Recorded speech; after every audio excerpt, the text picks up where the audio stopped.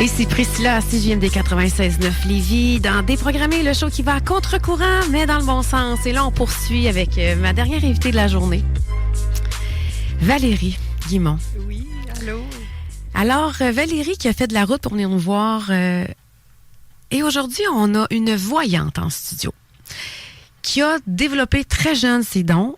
Et aujourd'hui, on a décidé de parler de quelque chose qui est vraiment un sujet de l'heure, qui va toujours l'être. Hier, d'ailleurs, je suis allée au Salon du Livre. J'ai parlé avec Luc, qui est un spécialiste de sophrologie, qui est de la science appliquée, qui parle vraiment de comment qu'on peut faire justement de la manifestation, comment que nos pensées peuvent créer, que ce soit Joe Dispenza, Dr. Wayne Dyer. On en entend parler. Puis il y a encore aujourd'hui des gens qui sont pas d'accord avec ça. Puis savez-vous quoi? Vous avez le droit. Mais moi, ça m'empêche pas, dans le show Déprogrammé qui va à contre-courant, mais dans le bon sens, d'inviter des gens avec qui on peut en parler. Alors, Valérie, dis-moi aujourd'hui, tu arrives avec quoi pour nous?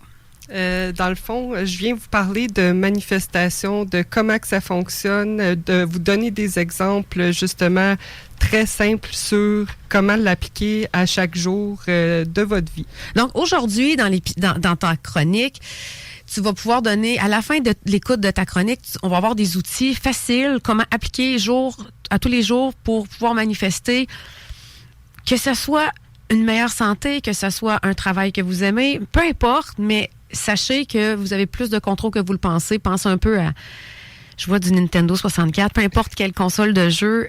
Moi, je jouais à des consoles de jeu quand on a connu un peu le 360, un peu l'effet réalité. Mm-hmm. Je voulais aller toutes, sauf où qu'on avait le droit d'aller. Donc, tu sais, mon bonhomme, là, il était dans le vide de même. Là, ben moi, c'est là j'allais. Parce que je voulais aller explorer. Mais c'est là que j'ai réalisé, c'est que tu es en plein contrôle de ton avatar. C'est ton propre personnage dans ton propre film, mais les gens oublient ça, ils pensent qu'on est des personnages secondaires. Alors, je t'écoute, je suis toute oui pour les astuces que tu vas nous donner aujourd'hui. Parfait. Dans le fond, on a tout le pouvoir de la manifestation, puis on manifeste à chaque jour sans même s'en rendre compte. Dans le fond, la manifestation, c'est très simple, c'est le lâcher-prise. C'est vraiment le mot-clé, c'est le lâcher-prise. c'est vraiment merveilleux parce que tu peux pas tout le temps écouter mes chroniques. Je vais reparler souvent de Vadim Zeland, qui était un scientifique en tout cas, qui a écrit un livre parce qu'il s'est intéressé à ça et c'est une de ses théories la plus importante, c'est le pendule, c'est arrêter d'accorder trop d'importance à ce que vous voulez, vous allez avoir l'effet inverse. Alors toi, simplement, aujourd'hui, on vous lâche prise. Comment qu'on fait? Comment qu'on fait, dans le fond, pour savoir si on est dans le lâcher-prise, c'est d'être dans le moment présent. Puis comment qu'on fait pour savoir si on est dans le moment présent? C'est, en fait, quand on est stressé, angoissé, dans les peurs et tout ça, nous ne sommes pas dans le moment présent, nous sommes dans le passé ou dans le futur, parce que c'est là qu'on génère nos pensées à « Ah, qu'est-ce que j'aurais pu faire? Puis là, j'aurais dû agir de cette façon-là. » Et dans le futur, OK, mais là, je vais essayer de préparer tout pour que là, tout soit correct, puis de ne pas faire d'erreur, puis d'essayer de contrôler le chemin. Fait que d'être dans le moment présent, c'est d'être dans le lâcher-prise. C'est vraiment les deux, c'est le combiné parfait pour être dans la manifestation. C'est drôle parce que ça l'apporte un peu au sujet qui a été un peu la tollée sur les TikTok par rapport que j'ai osé dire que l'anxiété, c'est un outil. Et tu dis clairement que lorsqu'on ressent de l'anxiété, on n'est juste peut-être pas, et là, peut-être pas dans le moment présent. Peut-être pas, mais je suis très d'accord avec le fait que, comme tu disais, l'anxiété, c'est parce que je veux pas donner de diagnostic, je veux pas dire que c'est pour tout le monde comme ça, mais on suppose que certaines fois, lorsque tu as de l'anxiété, c'est un outil qui va te dire « Oh, je suis pas dans le moment présent ». Oui, mais en même temps, l'anxiété peut être aussi une anxiété de... je sais qu'il y a un gros changement qui s'en vient. Je sais pas c'est quoi, mais je le sens déjà dans mon corps. C'est un peu comme ça la voyance fonctionne, entre autres aussi. Mais ça, est-ce qu'on peut appeler ça plus comme le trac, quelque chose d'excitant? Tu sais, il y a différentes anxiétés. C'est ça, exactement. Tu sais, c'est comme le stress. Il y avait une spécialiste que j'ai perdu son nom, donc je dirais pas n'importe quoi, qui avait écrit un livre pour justement, on a trop démonisé le stress dans les dernières années, puis réalité, non, c'est beau le stress, en fait. En fait, c'est parce qu'il y a deux façons d'agir avec le stress. Il y a la façon de je fige et je fais rien, ou la façon de je vais aller contre mon stress, puis je vais je sais que je suis capable, puis en fait, à l'écoute, je vais baisser ce stress-là. Moi, c'est ma façon de penser, c'est pas la façon de tout le monde, mais c'est comme un outil pour dire comme, OK, je suis capable, puis je vais y aller, même si dans mon corps, je suis stressée, je sais que je sais que je suis capable de le faire. Ben en fait, c'est qu'il faut pas penser que le stress est mauvais. Au contraire. Si moi, je faisais de la radio puis j'arrivais pas à le stresser le matin, c'est pas normal. Exact. Si tu vas à un nouveau travail, t'es pas stressé, c'est pas normal. Tu sais, c'est comme le stress, c'est pas méchant, c'est pas une bête noire, mais en même temps, c'est le pire ennemi parce que t'as beau, mettons, moi, exemple, boire pas d'alcool, si tu fais tous les trucs santé, ça prend le bord si t'es stressé tout le temps. Fait que nous, la femme, le cortisol, si on gère pas ça, fait que tu sais, ça dépend. C'est tout tu sais, mettons, un matin, avant de venir ici, je vous l'avoue, j'étais stressée. Il faut que tu sois stressé. Hey, le premier matin ici, moi, le 19 janvier, là, oui. Hey, les gars, ils riaient. Guillaume, là, le directeur de la station, était crampé. Ben, c'est normal. Ben oui. Parce que là, je pilote un avion, là, comme vous savez en ce moment, qui est la console. Alors, c'est normal. Fait que dans ton stress, qui est merveilleux parce que grâce à ça, tu vas performer sans te mettre de pression, by the way, parce que c'est ça aussi, le stress, comme un peu le trac. Puis les artistes le disent. Je pense que c'est Norma Bratois qui disait qu'il vomissait avant chaque fois qu'il rentrait sur scène. Je vous dis pas que faut vomir avant de faire de quoi, mais c'est essentiel presque. Puis ça va vous faire des fois même une meilleure performance parce qu'il y en a qui disent que lorsqu'ils étaient moins stressés, ben ils ont moins performé. Et là, on parle pas, je vous dis, d'aller porter les enfants en garderie. Là, on s'entend qu'on parle de performance, que ce soit une présentation importante au travail. Mais je pense, j'ai l'impression que quand tu tombes dans un grand stress, c'est comme un moment donné, tu n'as pas le choix de tomber dans le lâcher-prise parce que sinon, c'est là que tu vas figer. Puis quand que tu tombes dans le lâcher-prise, c'est là que tu tombes dans ton intuition et tes ressentis puis que tu laisses aller comme ça doit aller sans trop réfléchir. Il faudrait qu'on soit en mesure de le faire ça tous les jours parce que c'est vraiment essentiel à notre survie de petit être humain dans un monde un peu complètement fou. Alors, lâcher prise, merveilleux. On a fait la corrélation avec Vadim Zeland qui est le pendule. Donc, ne pas mettre trop d'importance à ce que vous désirez. Exemple, moi, je veux un chalet, je veux un conjoint, je veux une conjointe. Vous avez tout le droit de rêver et tout ce que vous pouvez imaginer. Vous pouvez l'avoir. Bon. Ensuite, qu'est-ce qu'on aurait dans tout ça?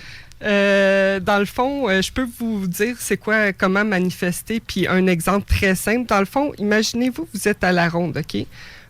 Pas dans le monde, j'ai failli mourir. Imaginez-vous, vous êtes à la ronde. Votre but en allant à la ronde, c'est d'avoir des sensations fortes, OK? Fait que là, on garde en tête que la manifestation, c'est la sensation forte. Donc là, vous arrivez, vous êtes dans l'allée, vous attendez pour le manège, vous embarquez dans le manège. La ceinture se met, puis à partir de ce moment-là, vous n'avez plus le contrôle sur le trajet que le chariot va faire et c'est là que le lâcher-prise embarque. Donc là, vous n'avez plus le contrôle sur le chemin vers la fin du manège et rendu à la fin, vous avez obtenu ce que vous êtes venu faire à la ronde, qui est avoir des sensations fortes et être dans le bonheur. Mais le trajet pour s'y rendre... Tu t'en es pas occupé. Exactement. J'aime beaucoup, puis c'est la première fois qu'on a cet exemple-là, parce que moi, exemple, je vais donner l'idée, je dis souvent à ma soeur, mon fils, bon, quand tu veux quelque chose, si tu as de la misère à le visualiser, imagine-toi parler à quelqu'un comme si tu l'avais déjà eu. Oui. Exemple, conférence avec le show de Nancy. Nancy, je pourrais me voir avec Nancy puis son conjoint à la fin, rire d'éclat, se serrer dans nos bras, être tellement joyeux du grand succès de l'événement. Vous voulez que votre fils gagne le tournoi de hockey ou votre fille le tournoi de ringuette. Imaginez-vous avec la gang de parents à la fin du tournoi en train de vous faire un chin de bière. Hey, on a gagné, ça n'a pas été facile, mais on l'a eu. Fait que moi, je trouve que c'est comme imaginer la fin du parcours. Mais ce qui est important que tu as mentionné, que j'aime beaucoup, Valérie, dans l'outil facile pour manifester, c'est tu imagines que tu vas à la ronde ou peu importe le parc d'amusement que tu vas. Et que tu embarques dans une montagne russe, on se fout que tu ailles le vertige, on fait juste imaginer. Okay? Tu veux vivre la sensation. Fait que là, nous, notre travail, ça serait d'aller chercher l'émotion reliée à notre résultat. Exactement. Dans le fond, c'est d'aller chercher l'émotion, tu sais, parce qu'il y en a qui ont de la misère, comme tu viens de le dire, de visualiser le résultat. Mais tout le monde a la capacité de sentir comment il va se sentir à la fin, puis sentir... Je donne un exemple... J'ai toujours rêvé d'avoir un condo sur le bord de la plage et tout ça, mais je suis pas capable de le visualiser, mais je vais me mettre dans la peau de quand que je vais l'avoir, comment que je vais me sentir. Oh mon Dieu, ça va être une liberté, je vais me sentir bien, léger. Fait que c'est d'aller dans cette zone-là à la place si vous n'êtes pas capable de le visualiser. Et y a-t-il une limite? Y a-t-il une loi? Parce qu'on vit dans une planète de libre arbitre, là, qu'on peut faire un peu ce qu'on veut, le bien et le mal, c'est un peu. Mais est-ce qu'il y a une limite dans vouloir manifester ou non? On peut. Sky is the limit. Sky is the limit. Vous pouvez manifester tout ce que vous voulez. Puis en fait, votre limite, c'est vous qui vous la mettez vous-même dans votre tête parce qu'on peut avoir tout ce qu'on veut. Puis si on n'arrive pas à exactement ce qu'on avait imaginé, mais ça va juste être quelque chose de mieux. Hier, justement, avec Luc de la sophrologie dynamique, je suis arrivée, j'ai dit une phrase. Priscilla, qu'est-ce que tu viens de dire là? Fait que là, il m'a corrigé ma phrase. Ensuite de ça, c'est exactement ça qu'il m'a dit. Il dit, tu sais, quand on veut quelque chose, on veut vraiment quelque chose, mais dans le fond, là, on pense que c'est ça qu'on veut, mais c'est pas ça qu'on veut. Mm-hmm. Mais c'est comme, faut que tu fasses confiance au parcours. Parce que, mettons, exemple, tu n'arrives pas à ton objectif parce que tu n'as pas ce que tu demandes, mais en réalité, c'est comme si tu prends le GPS pour aller à Miami en voiture, la route est vraiment, tu pensais passer par tel État aux États-Unis, mais là, finalement, le pont n'est pas là, mais tu vas passer par un autre chemin, tu vas trouver quelqu'un, puis tu vas arriver à quelque chose que, hey, mais finalement, tu vas vivre quelque chose d'inattendu. Il y a ça aussi dans la manifestation, c'est, OK, moi, je veux un cheval rose. Hey, moi, quand j'étais jeune, je voulais une silica rose avec des néons roses en dessous. OK, le chum à Valérie n'est pas d'accord.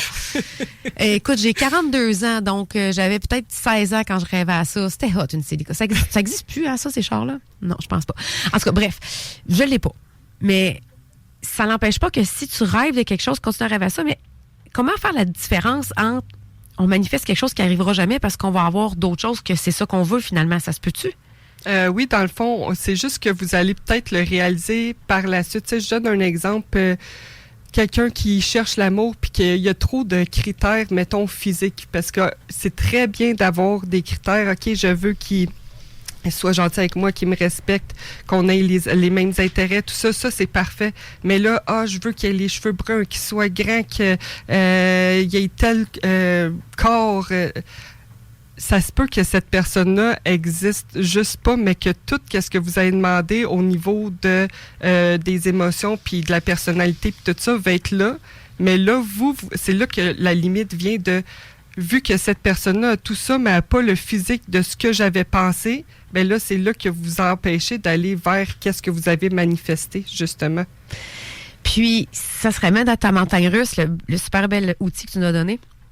Une de mes amies que je salue, Annie, elle avait dit, pense à comment tu veux qu'il te fasse sentir. Oui, exact. Fait que si tu n'es pas capable de faire une liste de ta femme de tes rêves ou de l'homme de tes rêves, comment tu veux te sentir quand tu vas être en relation avec cette personne-là? Ce serait l'outil idéal de montagne russe pour manifester l'humain que tu veux rencontrer dans ta vie. Oui, exact. Puis j'ai envie de dire aussi, tu sais, le lâcher-prise, la loi de la manifestation vient aussi avec... coudonc. Tu as dit tantôt qu'il lâcher prise, ça c'est sûr.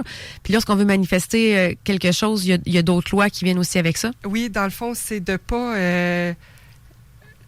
que le résultat, de ne pas l'avoir tout de suite. Là, comme ça se peut là, que ça prenne 3, 4, 5 ans. C'est, oui, de l'imaginer, mais de ne pas mettre un temps limite sur c'est quand je vais l'avoir. C'est justement de travailler le mot que j'essaie de trouver depuis tantôt. Mais pendant que tu trouves ton mot, tu sais, veux pas, si j'invite quelqu'un au micro aujourd'hui, c'est parce que je l'ai contactée, j'ai parlé avec elle, puis j'ai même pris des consultations avec elle. Et sur un projet personnel, professionnel que j'ai, elle m'a dit, tu sais, oui, et sois ouverte à ce que ça n'aille pas à la vitesse que tu veux et que ça aille vers d'autres choses que tu ne sais pas encore. Alors, elle t'a pas menti parce qu'elle dit pas juste ce que tu vas entendre.